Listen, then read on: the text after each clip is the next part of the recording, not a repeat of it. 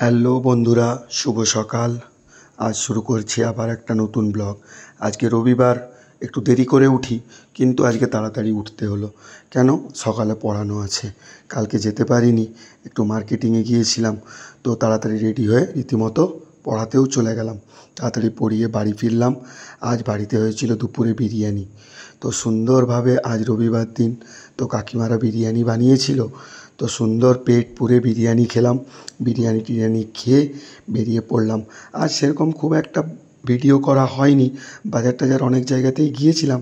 রাত্রেবেলায় রিম্পা আর রান্না করলো না, বলল একটু রোল কিনে নিয়ে আসো। তো ভাইয়ের সঙ্গে বেরিয়েছিলাম চা খেতে। তো গেলাম, আমাদের এখানে একটা রোলের দোকান আছে, খুব সুন্দর রোল বানায়। কিন্তু আজকে দেখলাম এরা বিরিয়ানিও খুব ভালো বানায়। তো রীতিমতো ভিডিও করে নিলাম তোমাদের জন্য। তারপরে আমাদের রোল বানানো হচ্ছিল। আগে আমাদের নয়, এখন একজনের বানানো হচ্ছে। তো হালকা সেই ভিডিওটা করলাম।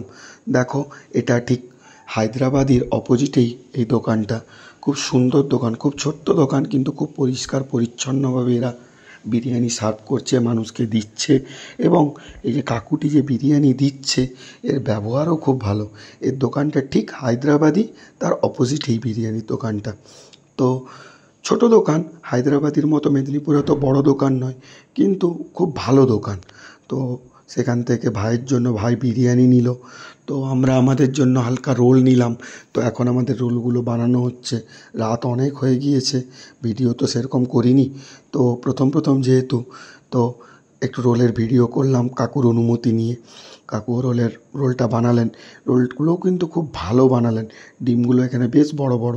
60 টাকা করে নিলেন এক একটা রোল। এগ চিকেন রোল, খুব ভালো হলো রোলগুলো। তো রোলগুলো নিয়ে তাড়াতাড়ি বাড়ি ফিরছি। চলো, কেমন জানিও